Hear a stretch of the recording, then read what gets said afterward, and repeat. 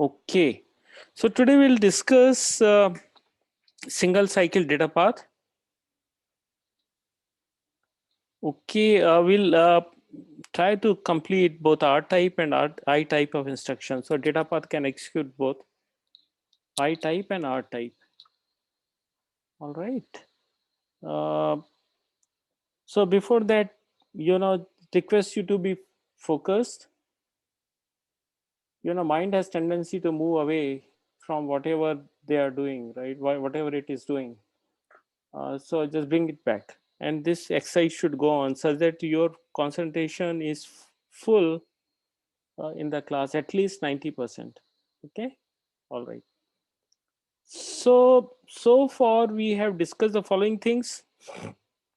All this that we have started with basic structure of assembly, and then we studied all these, then move into stack, and then machine instructions, and then yesterday we have looked at uh, you know microarchitecture design, some aspect of market. Like we have in detail, we have looked at timing consideration, the maximum frequency we can have, and single cycle, multi-cycle pipeline design. All right. We have looked at the idealized memory, which is instruction memory separate from data memory. Okay. And someone had a question yesterday about why two memories, right? And because address space is just one.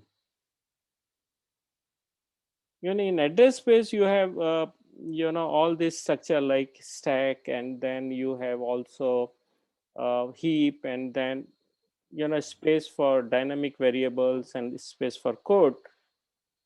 So it's just one contiguous memory or address space. Note that this is a concept. Address space is a concept. It is mapped into the actual memory, right? It is not directly, it's not that whole address space say address space starts from 0000 to 2 raised power n minus 1, where n is number of bits, address bits. So it does not mean that this 0000 in address space mapped to 0000 in physical memory. Okay, so because what we are talking only about just one process, there can be multiple processor programs. So this picture, see what you were talking about this, how this get mapped into physical memory, okay, or main memory. And then there was a question that the data is here and text is here, how you are, while it's continuous in address space, how you are going to put into, say, you read instruction from instruction memory and data from data memory. How do you do that, right? That was the question. Now think of address space only as a virtual address or virtual or something that's available to program. But now how do we implement this is left to the OS. Okay, so basically what we have is not one but multiple processes running, and they are all going to share the physical address, right? And then question is how do we design, and this is what we have question, something called virtual memory. And we are not going to go into now, and we will spend at least 4 or 5 lectures onto virtual memory. So this is going to be system. At the end we have D1 cache, L1, there are 3 levels of caches, L1 D cache, and then L1 I cache, which are separate. So you fetch the instruction from I cache, and then you fetch the data from D cache. Okay, and there is a translation mechanism. There are a lot of tables around it, right? And this is what we call is virtual memory. So you can see this table. This is a virtual address coming. There are tables here. There's some tables here as well. There are other set of page tables, and okay. So all this we'll study later. So just hold your question till the end. However, it's a great thinking. I mean, it shows that you are thinking it correctly. All right. So now let's move into something that we want to say today. We'll look at the following things: requirement of instruction set, single cycle data path for following instructions. All right. So in order to implement an instruction or execution of an instruction, we need the following things. We need instruction memory and data memory. So this is what we try to do in single cycle data path. We separate out memory such that there's no overlap. Okay, and then registers we need x0 to x31. Then we need program counter. We need sign extender. Okay, sign extender is something that in case of immediate kind of instruction, you have add I, for example. The I bits are just only few, and these are to be added to 32-bit number, and so this also need to be extended to 32 bits. So this sign extension, we have seen that, right? And then of course add, subtract, or units in ALU, or maybe somewhere else also. In apart from ALU, it can also be in the data path. Okay, then there is adder for when PC is getting added by 4 for every subsequent instruction. So we have adder, add 4, and then of course there is a comparator. So we'll look at some of these. We'll use all these that we have studied earlier, like adder, multiplexer, and ALU. So we are going to use these blocks in single cycle design, and maybe few more, which we are not discussed. Like we'll use also bus, but we represent bus only as a wire, right, or as a line. So we'll use that. Now let's start. Okay, so let's start with one. So now single cycle data path also we call as one instruction per cycle data path. In the one, it means that one cycle we are going to execute only one instruction. So if cycle is starting from here, soon after leading edge, then it will go up to here. Okay, so this is, within this cycle we should be able to complete one instruction, and this could be any instruction in RISC-V. All right. So before that, we will be using this language to describe the operation. This is called register transfer language. Okay, the register transfer language is very simple, very intuitive. For example, uh, add, for add instruction, we say that contents of register RS1 are added to contents of register RS2, and then it moves to register RD, and then PC is incremented by PC plus 4. Okay, so this is very simple. Similarly, there are little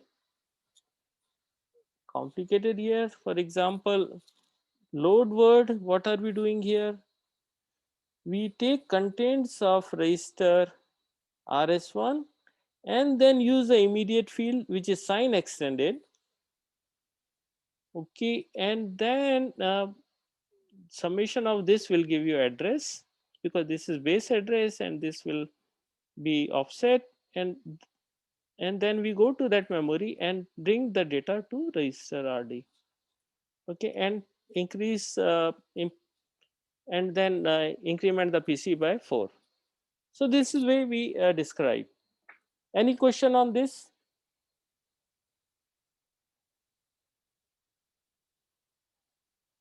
No, sir. All right. Okay, let's move it. Okay, so where to start designing data path, right? First, we'll have to look at the instruction set. What are we trying to do? We'll have to look at similarities, and then we'll have to see how to design it, right?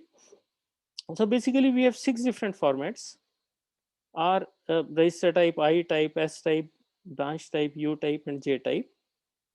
And the instructions are classified. Basically, all the instructions that we have are put into these types, right? Uh, Based on their behavior.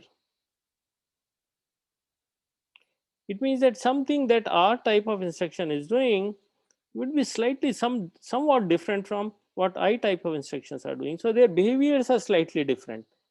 Okay. Now they are put together because design becomes simple. All R type instruction can be executed using single design. Okay.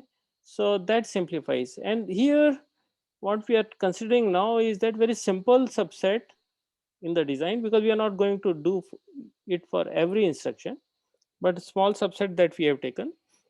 We'll cover most of the instruction in this 5. And like we'll consider add, subtract, or immediate, or add immediate as well, we can say, load and store, and branch. Okay, so these ones will take uh, for our understanding. And you can see the formats here, which we have studied in detail, great detail, right? Okay, so one instruction per cycle machine is, it says that within one cycle, okay, we need to execute the complete instruction. So basically, in order to do that, we are using combination logic, like you are doing add, or for example, you are increasing PC to PC by 4, or maybe some other operation. Okay, all these things are done, and then finally, so all these combination logic things will start, because you can, so in order to do that, you read the previous state, or previous state, whatever is available, use that, and then do combination logic operations, and the results. So it means that you have time till here to do everything, and before leading edge of the cycle, next cycle, uh, you should have results available for combination logic circuit, and then at this leading edge, it should get checked into state element. Okay, so basically our cycle starts after the leading edge here, after this, and go, and then in our cycle we'll assume that up to this point it's there. All right, because we are writing at the end. Is it clear? Any question?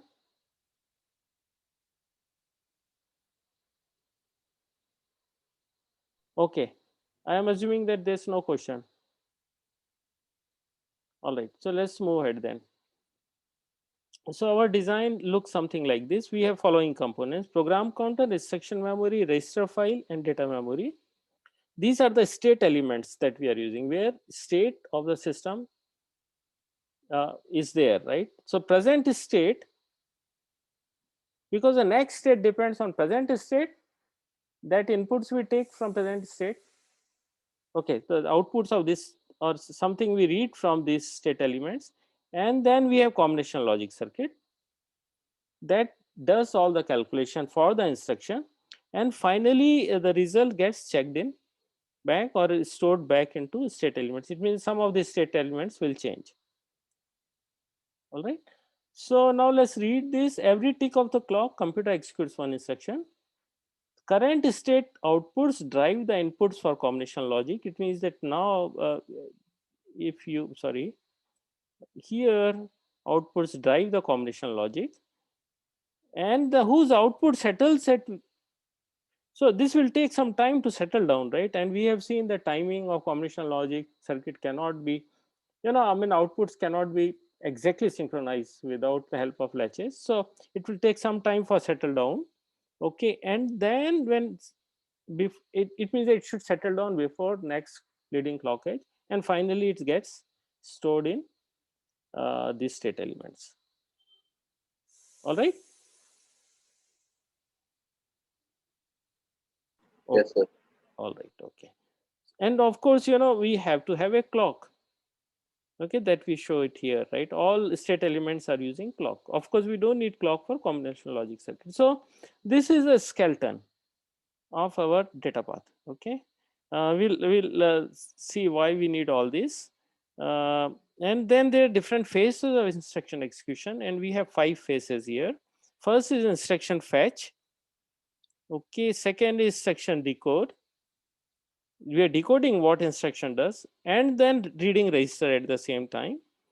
Third phase is once registers have been read, then we execute that instruction, like add. If you are executing adds, then 2 register contents are added.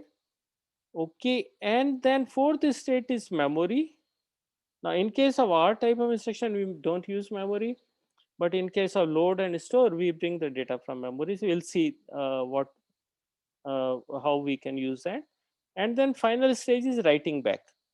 Okay, writing back to register. Okay, so in case of R type, we will see how we execute. So these are the 5 phases: instruction fetch, instruction decode and register read, execute, then memory, whether reading or writing, and register write. All right. So we'll see. Only LW will use all 5 phases. Otherwise, all other instruction may not use all 5 phases. Okay. All right. So this is the timing diagram. Okay. You start here and it goes up to here. Okay. Writing is done only at the rising edge. In both, if you're writing it to register, we will use this edge. And also, if you're writing it to data memory, then it is done here. Note that we are doing writing only in data memory, not into instruction memory. We assume that instructions are available there, and we are not changing the program on the fly. Is it clear? Any question?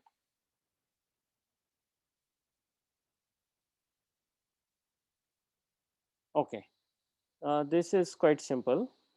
Okay, so why 5 stages? We can have more stages also in this design, right? Instead of 5, we can have 6, 7, 8. In fact, different processors types use different number of stages. I mean, I would ask you to please look at how many stages are there in x86 processors. Okay. Okay. I will. Yellandu ఇది నెలకి రాత్రి Anybody ask question?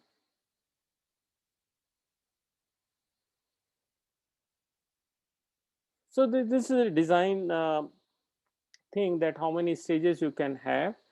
And see, another question is that some instructions are going to take less number of stages, but we have 5 stages in this design, right? It means that some stages may not be used in cycle, and this is fine, because you cannot start execution of next instruction until previous instruction execution is complete. All right. Okay, now let's start assembling data path for our type of instruction. So this is the opcode that you know by heart. We have opcode field, function 3 field, function 7 field, and then we have RD, RS1 and RS2. And in register transfer language, it looks something like this. Okay.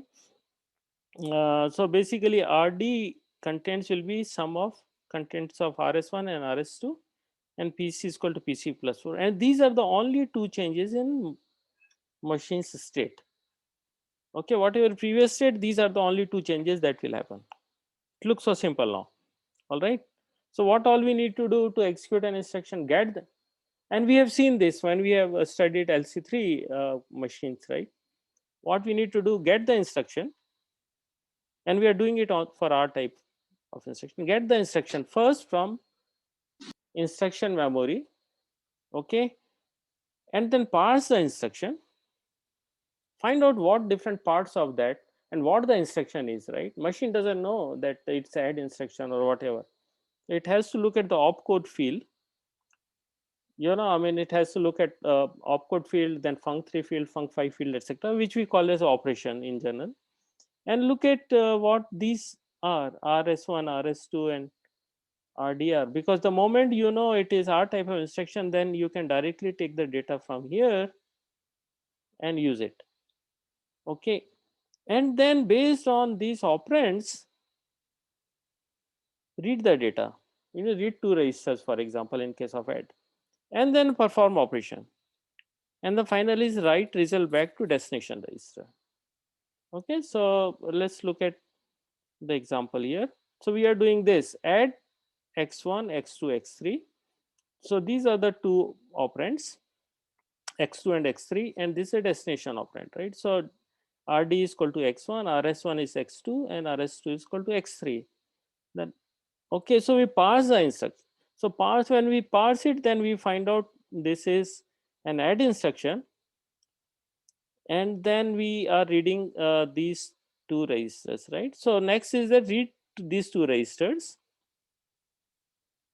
is based on parse operands, right? And then perform the operation.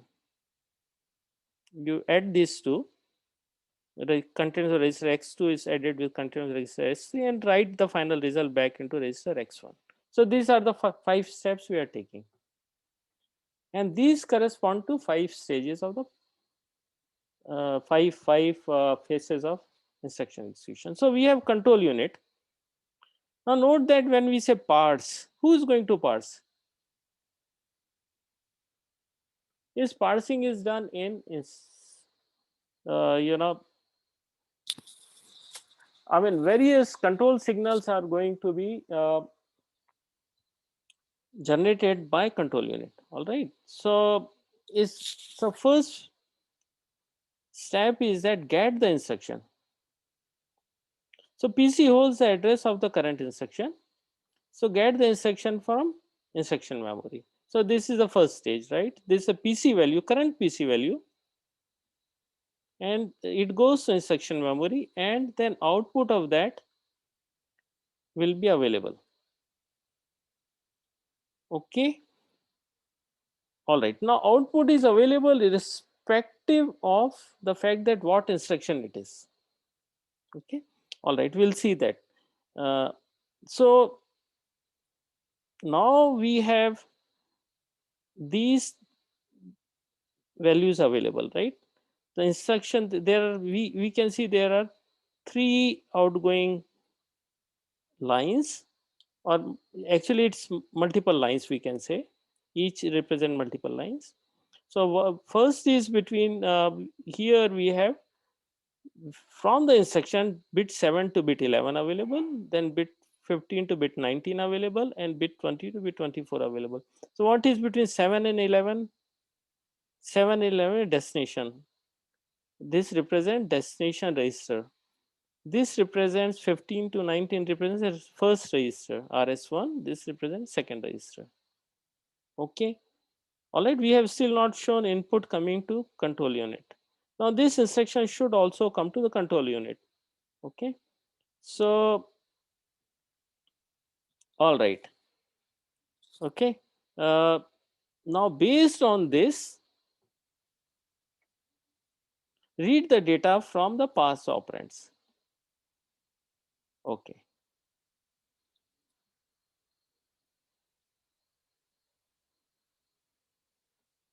Okay. All right. Just a minute.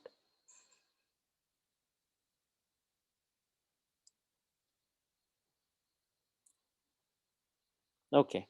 My pencil has stopped working, but nevertheless, we can continue. Uh,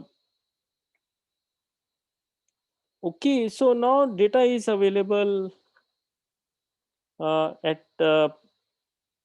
based on these two RS1 and RS2, which is address A and address B. You can see in register file, the output is available now. Okay. So we done the simultaneous read of RS1 and RS2. Okay, and okay, and note that we can do the reading at any point in time. All right. Because I mean, writing can be done at leading edge, but reading can be done at any point in time. So what is the next thing now? This instruction comes to control unit. Now control unit has this section available. It can read what the instruction, it will parse it and will find out what is to be done. Okay. Now it finds out that this is add operation. Okay. And then it will generate control signal, which is shown as ALU cell. If you see the ALU cell towards the right hand corner. Okay. And in the control box, and then this will generate control signal for ALU. Then ALU will come to know what operations to perform. Okay. So now ALU will do add operation here. Okay.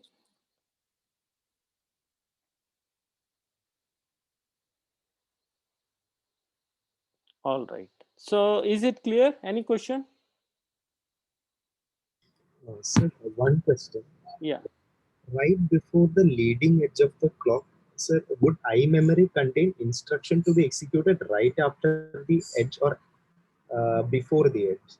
No, no. So Which, basically, we are starting as soon as the leading edge is over, because leading edge of is actually doing the writing for previous instruction. Okay. So PC value is available at that point in time. Okay, and then this is current value. It points to current instruction, and of course, I mean, this PC gets added by 4 and it's available here, but it will be written only in the next leading clock. So now the current, now coming back, so current value of PC we are taking, and then it is going to iMemory, and it takes some time for read, and immediately these three fields are available at the output, which is instruction bit 7 to 11 and 15 19 and 20 24. Okay, and then at the same time, as soon as these are available reading, it means that the addresses are available, and then memory, as soon as addresses are available, we know that in memory we can directly read it, right? We don't need any control signal, and then reading into output post data A and data B can be done. So is am I answering what you asked? okay, sir, my confusion was with respect to that writing only, like because simultaneously program counter is giving the address, but there might be delay, slight delay in instruction memory to register, but the writing also has to take place at the same clock edge, right? No. So okay, let me go back.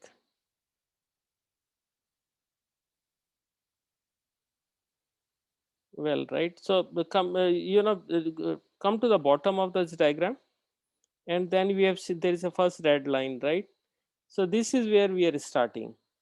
Okay, so the current value of PC is taken in at this point in time, and before that, PC is, it means that previous instruction execution is over only after this leading clock edge. First, so PC is updated to the current instruction. Okay, and then all this cycle here that we have shown is available for all the operation till the last stage. The last stage here, last here at the ends, when the writing is to be done, then we need again leading clock edge. Okay, so there is always a delay, and delay, that's the reason we say that output all these activities of reading and finally writing, and note that writing is done only at the end, last phase, for all the Sir, instructions. Yeah. so is it possible to implement same instruction without write enable signal? Like we can write at any time. What will be the disadvantage of this model? Write enable, you need write enable at the end, right? Because Yes, otherwise, but see, yeah, please. reason for that is why we need write enable is that at any point in time there is data available into input ports of memory. It can, if there is nothing there, it can be treated as zero. There can be some other signals available, right? Because all this is hard connected, like data memory here or instruction memory, these are all hard connected to previous stages of hardware. It means something is available, but now when we enable this control write enable signal, we know that there is a valid inputs are available, or that should get into the memory. Okay, that's the reason we need write enable and leading edge of the clock. Okay, sir. All right, so we Yes. cannot leave it open, because otherwise writing will happen all the time. Okay, that is the reason in order to make sure that correct value gets in, because there may be transient values or noise or something. Okay, correct, we need a write enable signal. Is it okay? Yes, sir. All That's right. all. Okay, all right. So let's come here. So we are here. Okay, and we have read the values and we have done the operation, and this operation ALU cell will tell ALU what operations to perform. Output is available of the summation, and which will finally we will write into register file. Now before that, let's look at all these operations which are R type of operation. So if we change the value of ALU cell, now ALU cell value, this control signal, which is surely number of bits, not single bit here, okay, will depend on what the instruction is, which as soon as instruction comes to control unit, it will interpret the instruction and generate ALU cell. It will know what the instruction is, and then different control signals corresponding to this instruction will be generated, because rest of the things are the same. Okay, so value of AL cell is a mapping from func3 and func7 field. Look at all the bits in off field in the right hand side. Okay, all are the same for all these R type of instruction, right? So it's a 0 1 1 0 1 1 0 0 1 1. Okay, it means now we need to only look at func3 field and func7 field. Okay, and based on that we can interpret what is to be done. Okay, all right. You see that some so 3 fields in our func3 and sorry 3 digits here, and then remaining, just a minute, remaining, that is a 7 bits in func7 field. Based on this, we can generate control signal. Say for example, is func3 field is 0 0 0 and func7 field is also 0 0 0 0 0 0, then perform the add operation. So this is a very simple logic. Actually it can be, it's all combination logic design that you can do to generate this control signal. Okay, and this is the last phase. Now ALU cell will be appropriate, it will generate an appropriate signal, for example 0 0 whatever, and then output is available. Now this can now go into a register file. Okay, so we'll read now. The write results into destination register. Data we want to write is result of computing operation or on operand, that is the output is from ALU. Fine, the output is available, send it back to reg file for writing. So send it code to register file for writing, and at the leading edge of the clock it gets written. So data here in this line is now valid. Okay, all right. Okay, so this is the timing diagram, and you can easily start looking at it. At this, what, see, we are considering the current value of PC, which is 1000. Okay, so now this PC value gets changed to PC plus 4, which is 1004, but this gets checked in only at the next leading clock edge, right? So it will get checked in. It means the PC value change to PC plus 4 only at the second clock beginning after the leading edge. Of course I can't show it because my pencil is not working, but you can see that. And you can see what are different values of RS1 and RS2 and how they get added, right? So it's a very simple timing diagram which you can understand. Any question on this one? Sir, what is the bus width in ALU out? Pardon? Repeat. I am not able to understand what you said. So what is the bus width connecting ALU to the data D? Okay. What are you Result. reading? See, by now you understand what we do in reading, right?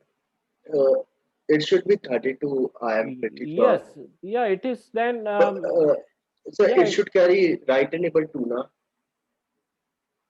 Okay, write enable is also generated by control signal. You can see at the bottom there is a red signal, a red thing which is register write enable, and this will be generated by just let me go back, control unit.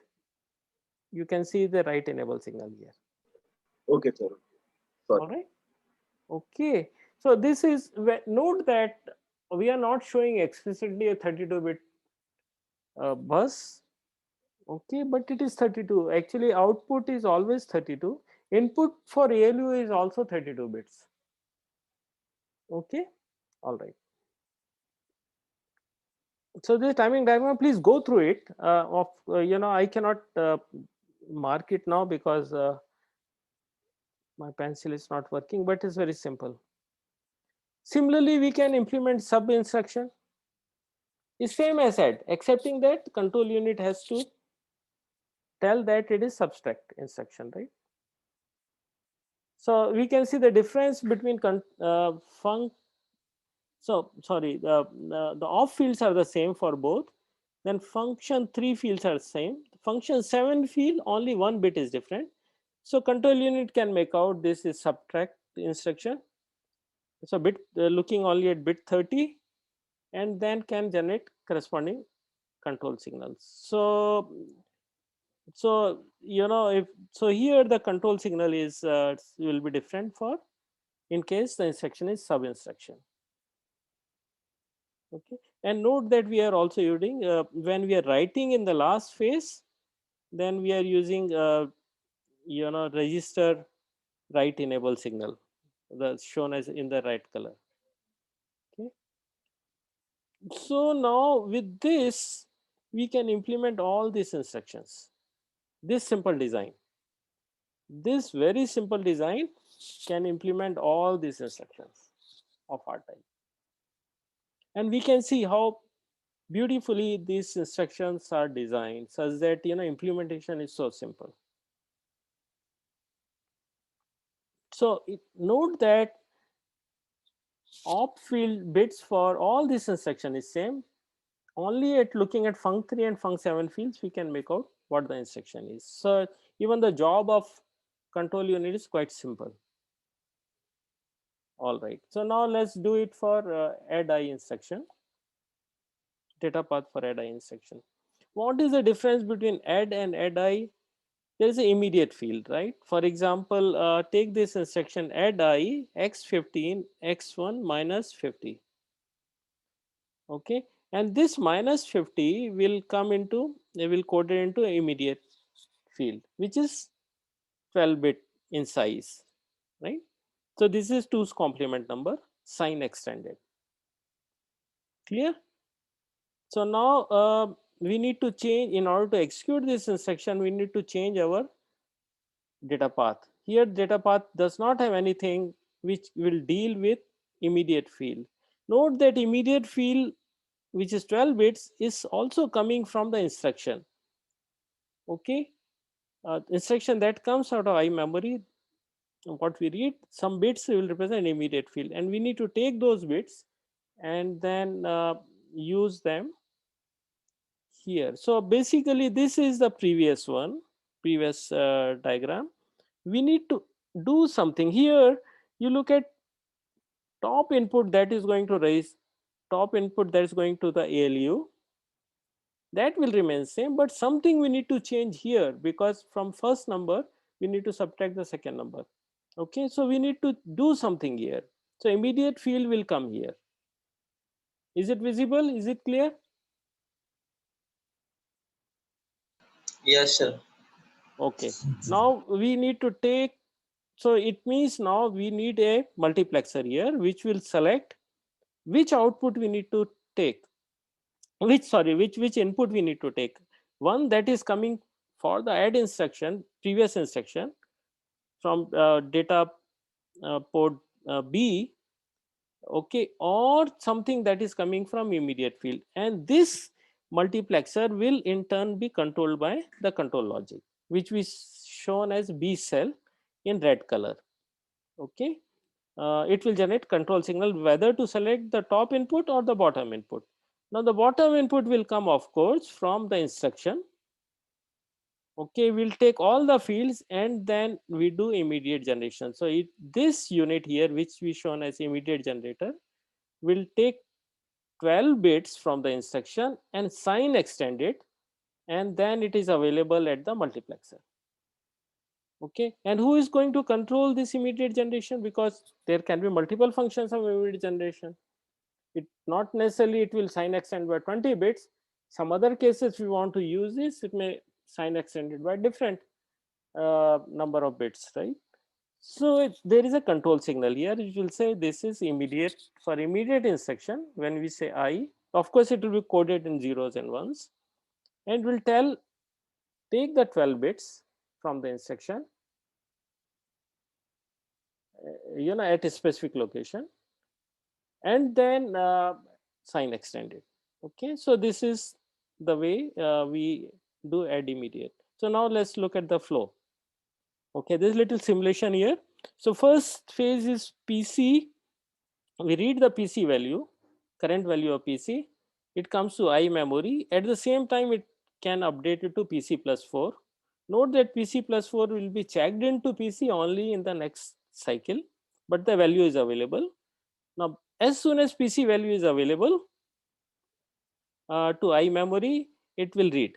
So it will do all these things together. So it means that these fields are all available for register. That's these bits are available 20 to 24, 15 to 19, 7 to 11. At the same time, 20 to 31 is also available for immediate generator unit. Note that these fields are available irrespective of the fact that whether you're executing add or add I.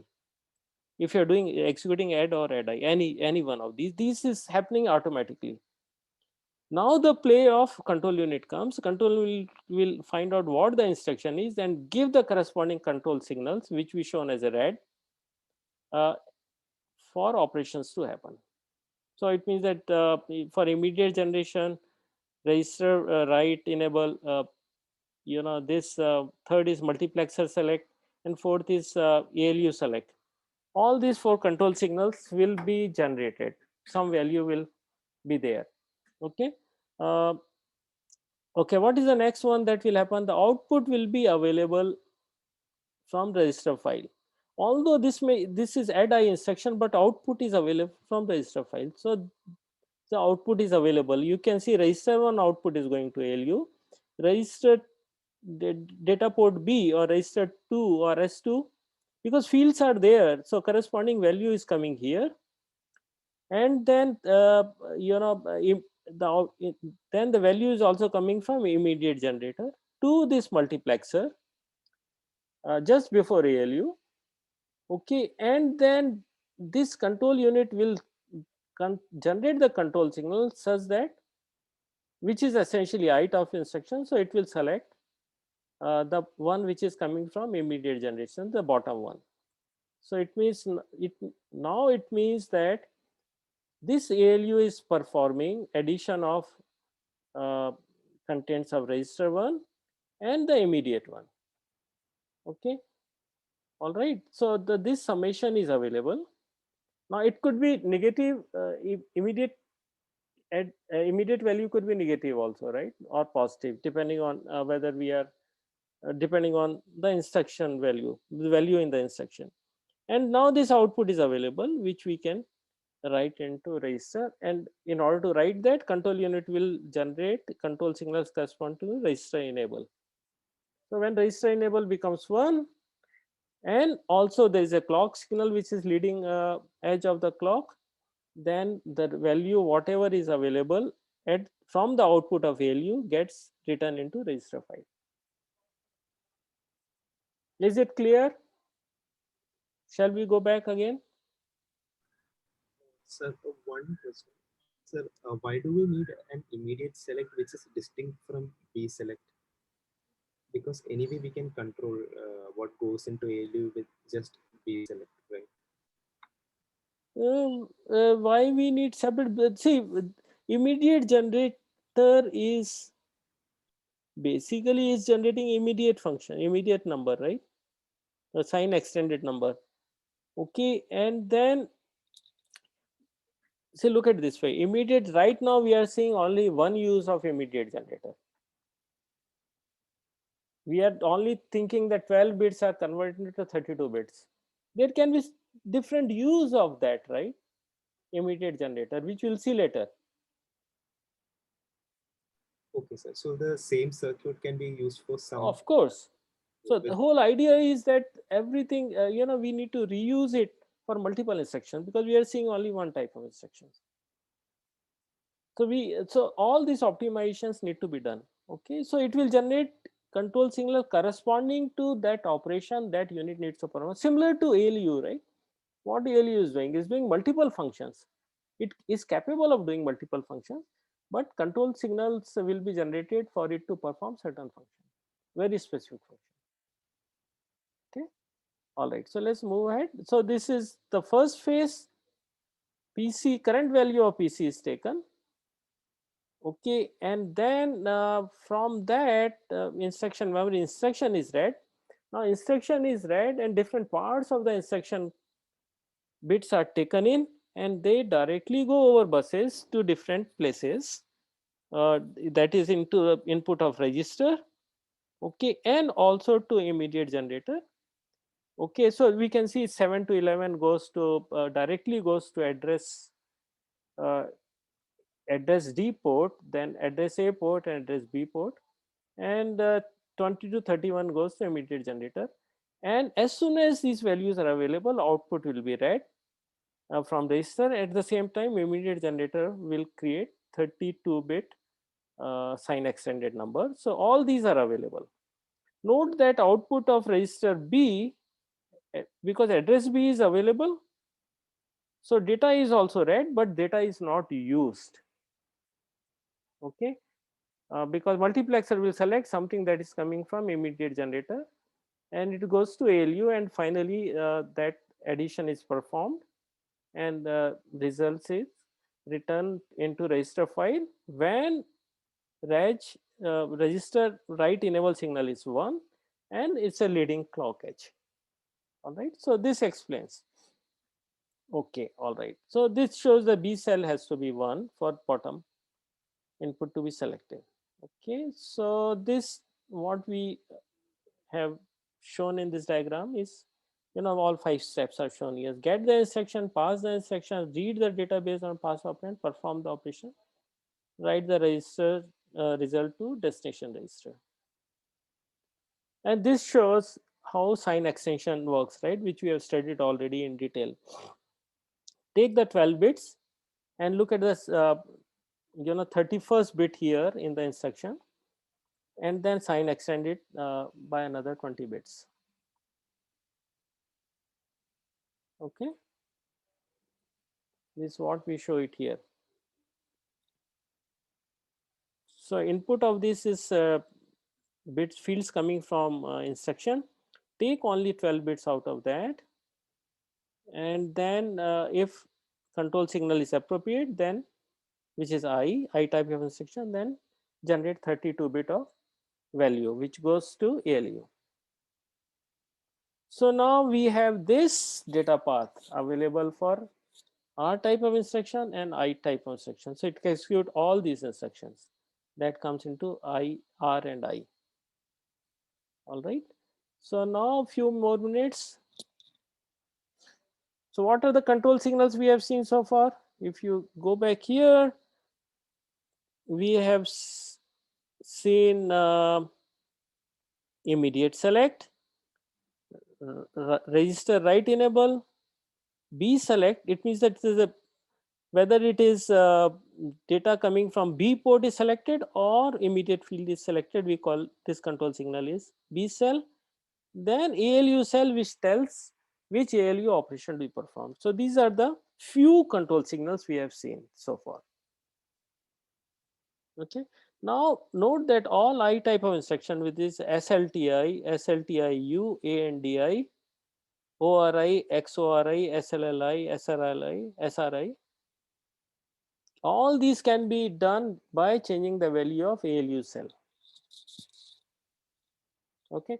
Now one exercise that you can do is that try executing all this instruction on this data path. and see if you're getting any contradiction. Okay. All right. So these are the control signals that we have seen so far. ALU cell, what operation we are performing in the ALU? RW enable, register write enable, we should we write or shouldn't we write? When this signal is not enabled or zero, then we are register is not going to do the write operation. Okay, because at leading edge we just can't do writing whatever is available. Only certain instruction requires writing back into register. Okay, there are instructions which may not require writing into register. Then at that, for those instructions, this signal will be zero. Okay. Then we have B cell, which will select whether we are taking input from RS1, RS2, or immediate, or whether the two inputs for multiplexer are from RS1, RS2, or from RS1 or immediate and immediate field. Right? Then we have immediate select, which will tell how to reassemble the immediate. We have seen only one way of reassembling the immediate. And then memory write, which will, when this memory, because inputs to memory are available at all the time, right? For example, okay, we have not shown memory here because we are showing data memory. We have not shown it here in this data path, but input to data memory is available all the time. Okay, like input to the multiplexer is available all the time. So we need to, only when this control signal is enabled, we need to do the writing. Okay, so although we are showing these as in a coded form, all these control signals, like here we show all in the coded form. In fact, in the previous one, not here. Here, like immediate cell as I and this is 1 and so on, but there are actually there are binary values for that. When we design control unit, then we'll look at that. Okay. All right. So what we have studied today is very important thing, that how we can design data path for R type of instruction and I type of instructions. Now we will continue from this and we'll try to complete, we'll do it for load, store, and some branch type of instructions. Okay, any question? Sir, only one request. That timing diagram with the resistors, right? So Yeah. can diagram with the destination register value also. Which let me go back and see. Just a minute. Which one you are telling? Here, the timing diagram. Yes, sir. So there was a diagram with clock signal and values of PC, RS1, RS2. Okay, So 30. just a minute. Let me see where it is. Yeah, here. This one. Yes, sir. Yeah. So does it fact that destination register? Okay, so destination register is okay. Where should it be written? In the case of add, so where are we starting? We'll have to look at the starting point and see whether when the value is available. Okay, so just a minute. Okay, so let's assume that we are starting from here in the clock. PC is 1000. Okay, fine. Then instruction we are reading immediately after some delay. Then register 2 is read, register 3 is read, and at the end of this cycle the result is available. Okay, and then it is written into register. Where is register value is okay. The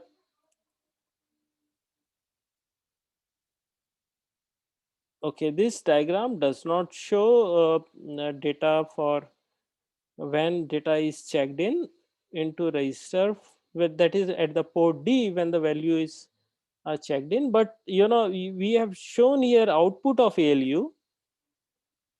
Okay, it's register 2 plus register 3. This output is available, and now come to the second leading edge in the clock cycle. First, of course, we have ignored second leading edge. At this point in time, the data will get stored into register. Okay, we have not shown this particular change in value in the timing diagram. Okay, so only at the second leading edge it will get written into it. So it means the register 2 plus register 3 value will become now contents of the register which is given by address D, this destination address. Okay, you can add this. Is it okay?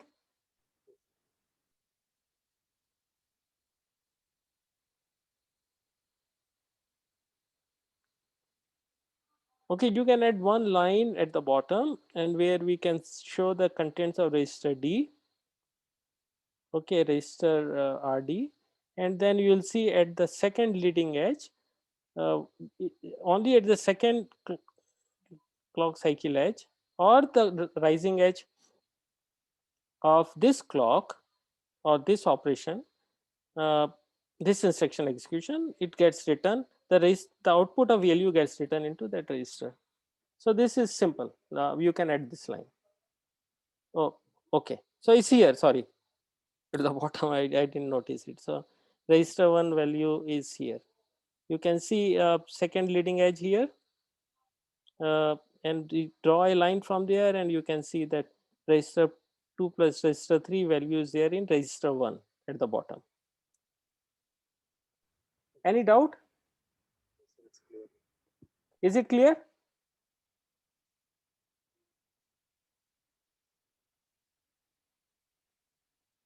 Please go through this carefully all over again. Okay, and you can understand that. It's very simple. Very simple. You just need to you need to understand when the clock is starting for this data path. Okay, and then you will have to take the leading edge when all the activities are completed in the clock cycle, which is rising edge. At that point in time, writing will happen, and check all the values that are here.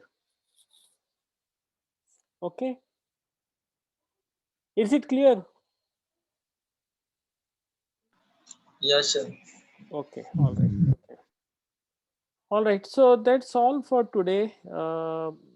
See you next week. Please go through this, and there is a lot of work some people have done to make this diagram, simulation, etc. Please go through it, so you will understand it, and please read it from the book as well, because that will give concept in depth.